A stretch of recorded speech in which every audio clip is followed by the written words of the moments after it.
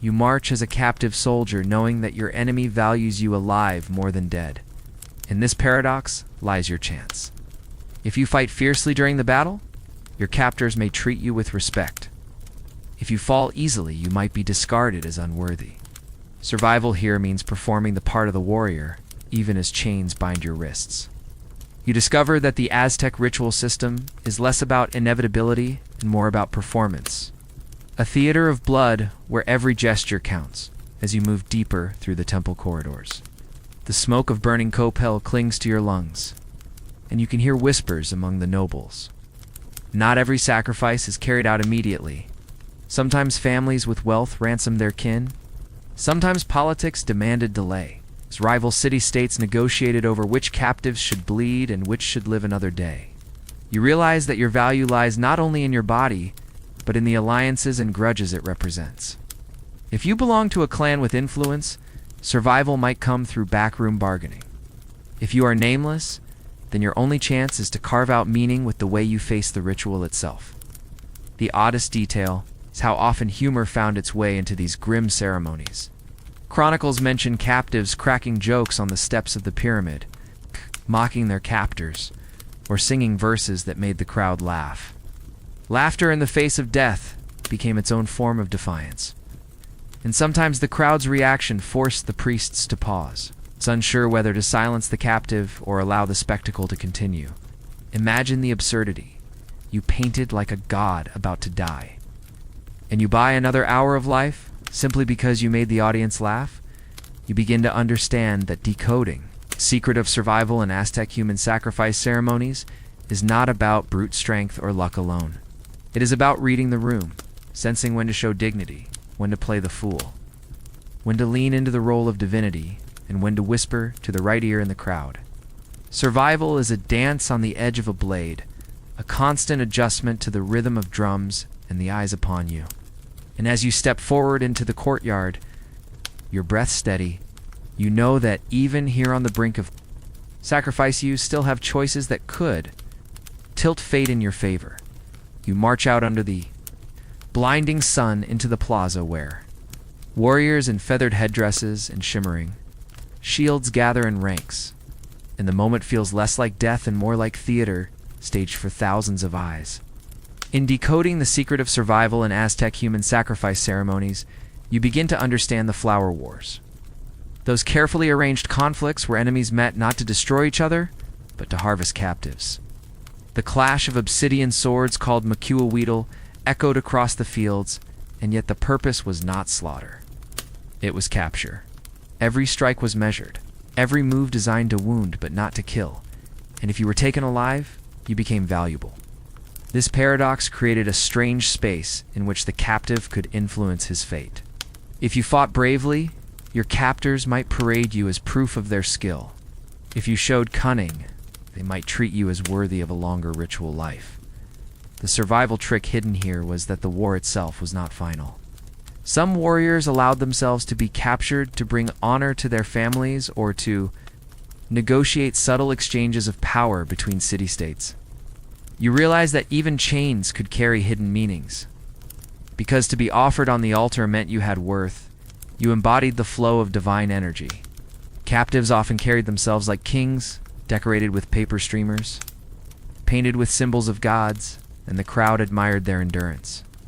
That admiration, in rare cases, bought them time or even rescue. Historians still debate whether these captives went willingly or whether later writers exaggerated their composure. But the evidence shows that not all captives rushed helplessly to the knife. You can almost smell the dust of the battlefield, taste the copper temps of sweat and blood on the wind, hear the rattle of drums mixing with the shouts of warriors. To survive meant not only fighting, but performing, knowing when to strike, when to surrender, when to lock eyes with a rival commander, and silently negotiate your future. Some stories tell of warriors captured in the flower wars who became honored guests for months before the ritual day arrived. Treated with feasts and women, allowed to walk the markets. Watched closely, but not broken. These strange privileges gave room for escape, for ransom, or for clever manipulation. The odd detail here is that sometimes the same captives were paraded again and again, without ever meeting the blade. Almost like actors were used in different plays. You picture yourself painted anew, dressed in fresh feathers, displayed before a different crowd. Perhaps your captors postponed your death to stretch out the spectacle. Perhaps they bartered your life between factions. In this way, survival became a commodity, your body a token passed from one hand to another. And every delay bought another sunrise. As you march through the plaza, chains clinking at your wrists, you sense how the Empire thrived on cycles of capture and release. The wars fed the temples fed the gods, and the gods in turn fed the people with rain and crops. Yet within this circle, human cunning found loopholes. A clever captive might whisper to a guard, strike a bargain with a noble, or catch the sympathy of a priest. The ritual was rigid but not flawless, and survival lived in those fractures. Imagine the dread and hope interwoven. Every drumbeat could be the last, every step another chance. You recall how, even in Roman arenas, some gladiators won freedom through skill and spectacle. And here in the Valley of Mexico, the principle was similar. If you could make yourself indispensable to the story, if you could embody the grandeur of the ceremony so completely that the crowd gasped at your presence, you sometimes altered the ending. You transformed from doomed victim into living myth. Decoding the secret of survival in Aztec human sacrifice, Ceremonies requires seeing that these flower wars were not simply violence, but elaborate systems of meaning. To survive, you had to understand that your captors wanted you alive. At least for a time, and in that brief span, lay your chance. Endure the mock battles, endure the parades, endure the feasts, and survival might stretch longer than anyone expected. You could not escape the cycle entirely, but you could bend it, delay it, even exploit it. Until suddenly, you were no longer just a captive, you were the thread holding the ritual together. And as the drums thunder around you, the thought takes hold. Maybe, just maybe, this performance is your shield. Hello everyone. Today, we are going to decode the secret of survival in Aztec human sacrifice ceremonies. A subject so terrifying and yet so captivating that you can almost hear the heartbeat of the past thudding in your ears. Picture this. You shuffle barefoot across sun-baked stone, toward the towering pyramid of Tenochtitlan, where the sun blazes like molten gold above you and shadows pool between the carved serpent heads lining the stairway. The air is thick with incense and sweat. The clang of drums rises and falls like the pulse of a giant beast. And every step you take feels like a thread stretched between life and death. You know, the priests are waiting at the top. Obsidian knives gleaming sharper than glass, their jaguar pelts swaying as they chant in a language that seems older than the sky. You probably won't survive this, but here's the secret. Some did. Not everyone who climbed those steps ended with their chest split open, and the very fact that survival was possible makes the story more chilling. So before you get too comfortable, take a moment to like the video and subscribe, but only if you really like what I do here. And tell me in the comments where you're watching from and what time it is for you right now. Because history always feels different at midnight than it does at noon. Now, let's embark on today's secret history journey together. The truth is, Aztec sacrifice was not just an endless river of victims. It was a ritual theater of power, politics, and survival tricks so cunning that even today historians still debate whether these ceremonies were religious devotion, political manipulation, or both.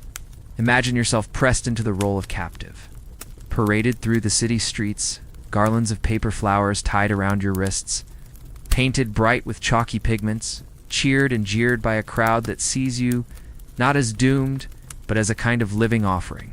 For them, you are precious, because without you, the gods will not bless the crops. The rains will not come, and the empire will falter. The cruel irony is that your death is meant to give life, but there is a code, subtle and strange, that sometimes opened doors for those who knew how to read it. Think about the sheer spectacle. Drums beating so hard your ribcage rattles. Dancers whirling in feathered cloaks. Merchants tossing cacao beans as offerings. Children weaving paper banners that flutter like birds caught in a storm. Your senses are overwhelmed. Sweat, the temps of blood in the air. And yet amid this chaos, tiny cracks exist in the ritual order. Captives who sang with more force than expected, who carried themselves with defiant dignity, who whispered to the right noble or priest, sometimes shifted their fate. Some were ransomed by families. Others transformed into impersonators of gods, fed, dressed, and paraded in honor before the knife floor in rare cases. The knife never fell at all. The key word here is survival, not victory. To live through a system designed for your destruction required strategies that sound impossible. Turn capture into status. Right. Lean into the theater of it, or simply endure until politics shifted. You would have to measure every gesture, every glance. Because in this world, hesitation could shorten your life, but boldness might extend it. And this was not just unique to the Aztecs. Across cultures from Roman arenas to medieval inquisitions, ritualized death always carried hidden chances of escape. A strange logic of spectacle that blurred the line between victim and survivor. What makes this story so irresistible is the tension between certainty and doubt. Everyone believed the ceremony had to end in blood, yet stories linger of those who slipped through the cracks. Did they bribe a guard? Did the gods intervene? Or was survival itself another performance tolerated because it kept the audience guessing? Historians still debate whether these escapes were rare accidents or quiet traditions, but you, standing in the center of that blazing plaza, feel the possibilities in your bones. You cannot stop the drums, you cannot still the chanting priests, but you can search for the openings in the ritual, the seams where fear and faith no longer line up. That is the secret you must hold close if you want to walk away alive. You follow the winding corridors of the great temple, every torch casting long shadows that dance on the walls. And you can feel how fragile the line between survival and sacrifice really is. In decoding the secret of survival in Aztec human sacrifice ceremonies, the first thing you notice is that the space is designed to break you. The drums are not just background noise, they pound into your skull like a second heartbeat, reminding you of the countdown that you cannot stop. The priests move with eerie precision, their obsidian knives polished to a sheen that reflects the torchlight in sharp flashes. They chant in syllables you cannot understand, but you feel their weight in your stomach, an echo that makes your body tense. You know the crowd expects terror, yet you realize that the only weapon you still possess is your presence. The way you carry yourself under this crushing gaze, captives often discovered that their demeanor mattered more than their chains. If you stumbled, wept, or begged, you became just another forgettable victim in a long line of offerings. But if you stood tall, if you showed the courage of a warrior, even in defeat, you disrupted the ritual in subtle ways. The crowd murmured.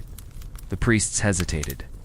Your name might be remembered, and sometimes, in those thin cracks of hesitation, survival slipped in.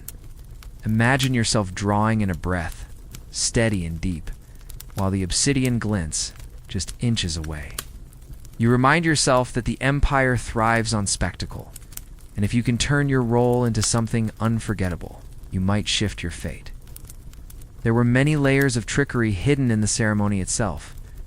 Some captives were offered pulque, the milky, intoxicating drink of the gods, numbing their senses and loosening their tongues. Others were dressed in elaborate costumes, feathered headdresses so heavy that they could barely move, and jewelry that glittered as if they were already divine. These trappings were meant to prepare you for death, yet they also elevated you, granting a strange dignity that sometimes stretched your life by weeks or even months. You became more than a prisoner. You became a symbol, and symbols could not always be destroyed so quickly. Historians still debate whether these elaborate impersonations of gods were meant as mercy or mockery, but you can see how the role could be bent toward survival. Consider the Flower Wars. Battles fought not to annihilate enemies, but to capture fresh sacrifices. The temple steps rise before you like the ribs of a stone giant. Each one slick with the wear of thousands of feet that walked this same path, knowing it might be their last. The drums do not stop, their sound bouncing off the plaza walls until you feel as though your own heart is being beaten from the outside. In decoding the secret of survival in Aztec human sacrifice ceremonies, This is the moment when the ordinary rules of life dissolve and only shadows, whispers, and desperate bargains remain. You pause halfway up the stairway, the sun blinding above you, and you catch a murmur from behind the painted masks of the priests. They are arguing not about whether you will die, but about when, and whether your blood belongs to this temple or another.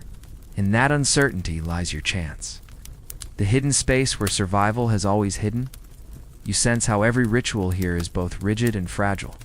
A performance so meticulously choreographed that even the smallest mistake can unravel it. If a priest stumbles on a chant, if the crowd grows restless, if the wrong noble frowns from the gallery, the entire ceremony can be delayed. Delay is survival, even if only for another hour. Imagine standing there with your chest painted in chalk and your wrists tied with fibers. Knowing that one misplaced word might mean the difference between tonight and tomorrow. The oddest detail is how much politics slipped into these rituals. Some captives were held back because a festival was too crowded with victims. Others because a noble wanted to boast of his own capture at the right moment. You realize that your body is no longer your own, but your fate is still negotiable. Shaped by the invisible games of power playing out above you. The smell of copal smoke grows stronger as you ascend. Bitter and sweet at once, clinging to your skin. The crowd roars, a sound like waves against cliffs. But you listen past it and hear a soft laugh from one of the younger priests. Even in this solemn space, humor and mockery sneak in. Captives sometimes replied with wit, trading jokes with their executioners. Making the crowd laugh, buying time in the unlikeliest way. Historians still debate whether these stories were exaggerated by Spanish. Chroniclers eager to paint the Aztecs as both cruel and absurd. But you can imagine the scene. A painted prisoner, moments from death. Cracking a joke so bold that the audience erupts in laughter. And the ritual grinds to a halt for just a heartbeat longer. Survival here is not escape in the usual sense. It is an art of stretching the seconds, turning inevitability into suspense. You think of the way gladiators once raised their swords to the Roman crowd, hoping for the mercy sign. Or how medieval martyrs delayed their fates by debating theology with their accusers. Here in Tenochtitlan, you are locked into a similar script, where every gesture is both expected and unpredictable. The priests expect fear, the crowd expects surrender. But if you give them something else, a defiant smile, a song sung too loud, a gesture of calm, they cannot look away. And in that distraction, in that ripple of broken expectation, survival clings to you like a shadow as you near the top. The wind shifts, and you see the city spread beneath you, canals glittering like veins of silver, markets bustling with thousands who may never know your name. You understand now that survival is not just for yourself, but for the memory you create. If you become unforgettable, if your performance echoes down the steps, then your life extends beyond the knife. Perhaps your family will ransom you later. Perhaps your captors will hesitate, unwilling to waste a figure who has become legend. Decoding the secret of survival in Aztec human sacrifice ceremonies means learning that death is not the only ending, and that sometimes the theater of defiance carries you further than you ever thought possible. The priests wait with their obsidian blades, their eyes hidden, but their hands steady. You kneel, your breath even, and instead of fear, you feel a strange calm. The drums thunder, the crowd screams. And yet you realize that in this carefully balanced ritual, the smallest gesture could ripple like a stone dropped in water. You smile, not because you are unafraid, but because you understand the game. And in that moment of understanding, when the entire city watches, you carve out a fragment of survival, no matter what comes next. The drums soften for a breath, and in that gap, you hear the shuffle of sandals on stone, the murmurs of nobles gathered in carved balconies, and the faint rattle of jewelry from priests draped in turquoise beads. In decoding the secret of survival in Aztec human sacrifice ceremonies, this is the moment when you realize that sometimes the way to live was to stop being a captive and start being a god.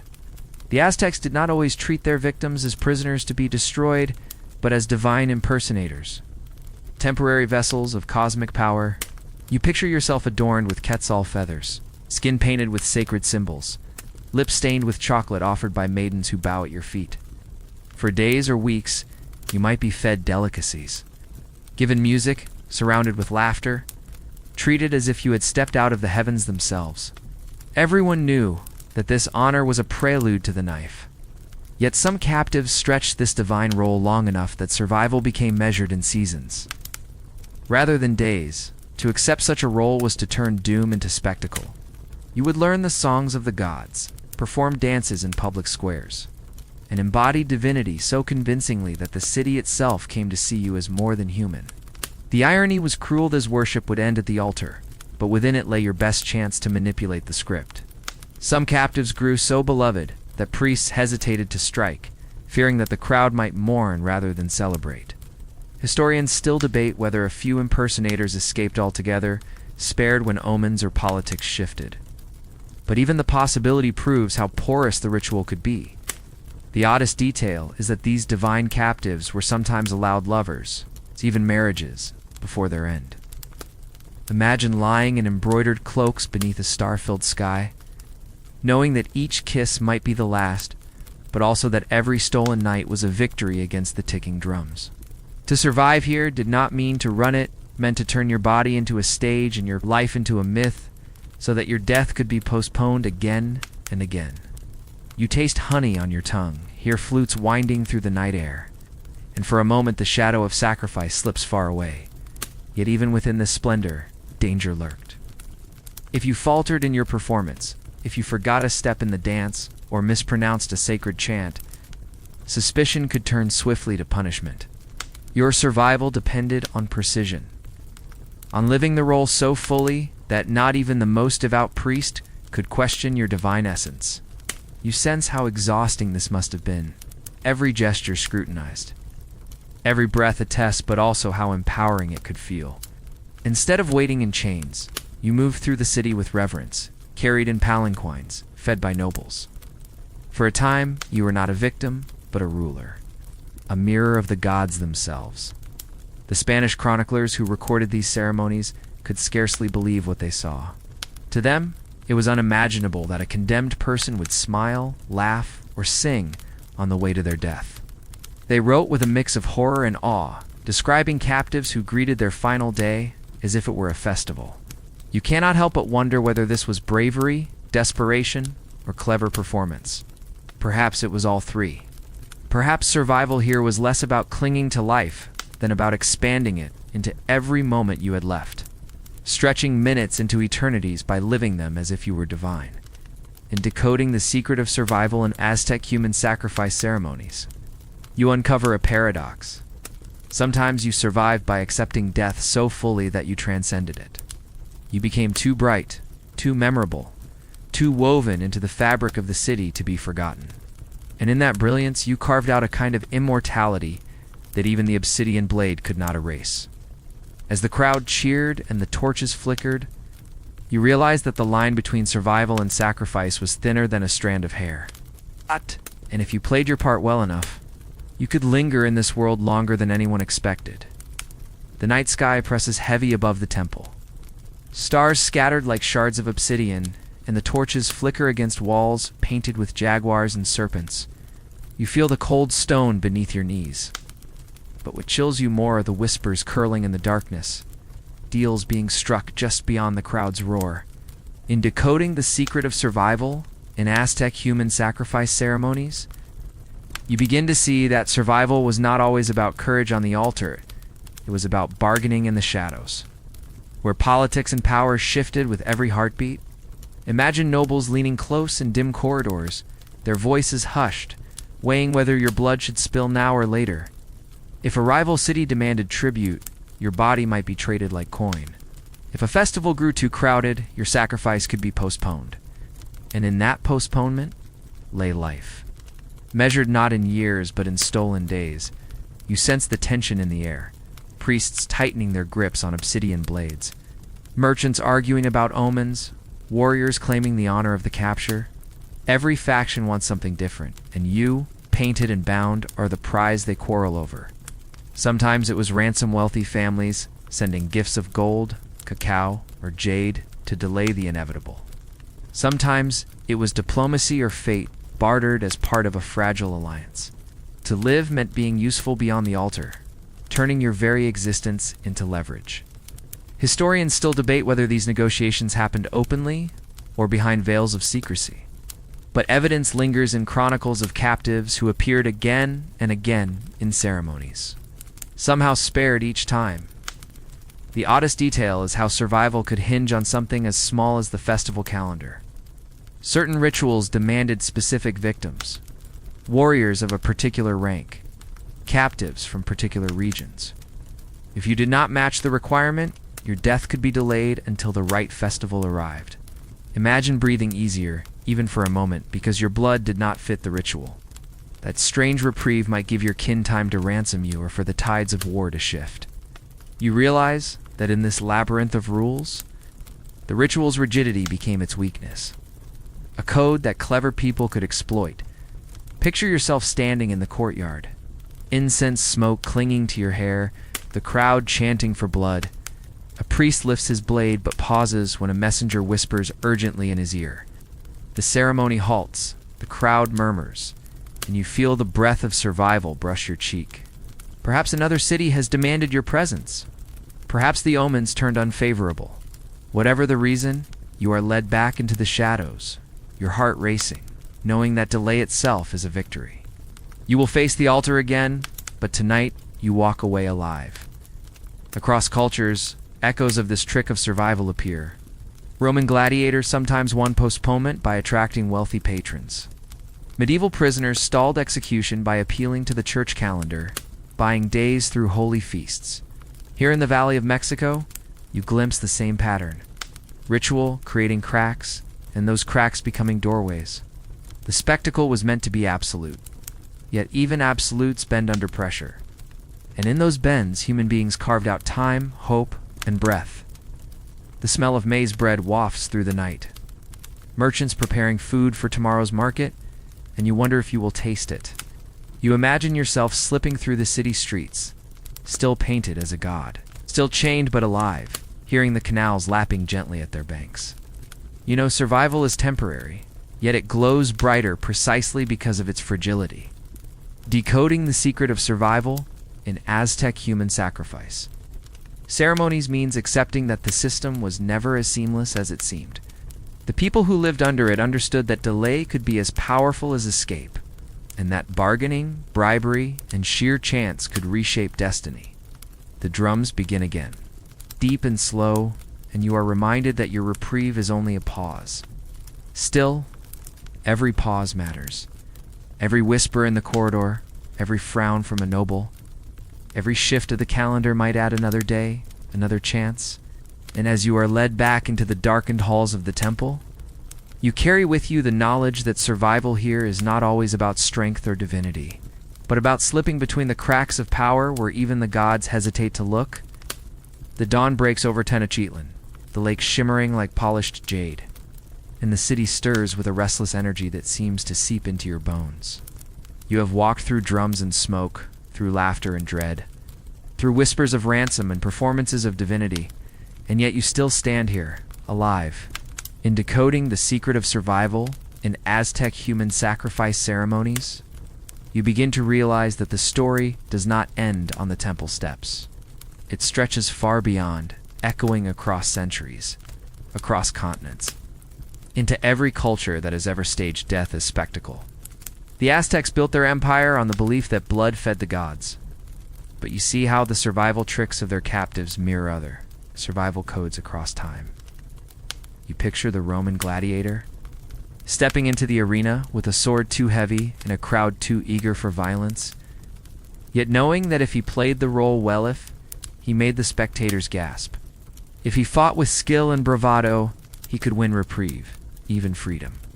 You see the medieval martyr dragged to the stake, chanting verses with a steady voice that unsettled their accusers, buying time by turning the ritual into debate.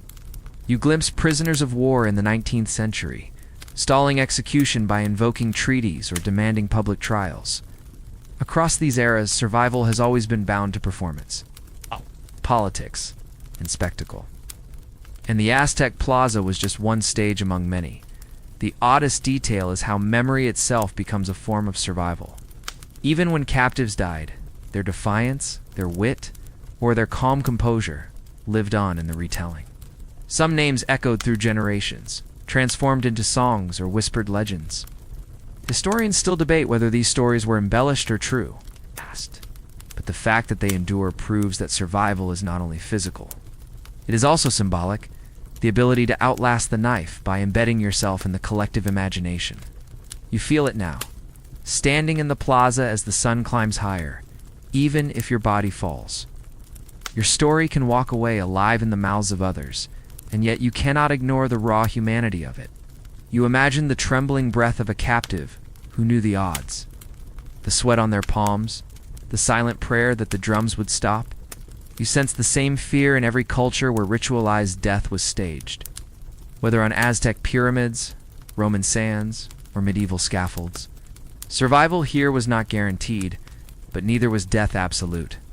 There was always a gap, a hesitation, a possibility to exploit. That possibility is what made the system both terrifying and strangely fragile. As you wander mentally through this maze of history, you realize that decoding the secret of survival in Aztec human sacrifice ceremonies means recognizing a universal truth. Power always creates rituals to display control. But within those rituals lie cracks where the human spirit slips free. Survival may come as ransom as performance, as political bargaining, or as memory itself, but it always exists. That is why you, even now, standing in imagination among the roaring crowds and the glittering knives, feel a spark of hope that refuses to die. You let that spark carry you forward, past the priests and the torches, past the smell of copal smoke and maize bread, past the roar of drums that no longer sound like doom, but like heartbeat. You are still here, still breathing, still alive in the story, and the lesson that hums beneath every word is clear. Survival is never only about the body. It is about finding the seam in the ritual, the loophole in the performance, the memory that cannot be cut away. So when you look back across the plaza, across the empire, across the centuries, you see not just victims, but survivors. People who bent inevitability to their will, who carved time out of terror, who lived longer than the system expected. And in their shadows, you find your own survival. Stretched across the centuries, proof that even in the bloodiest of theaters, the human spirit is never fully caged. And now, after walking through the drums, the smoke, the obsidian knives, and the strange bargains of empires long gone, it is time to let the rhythm slow and the tension dissolve.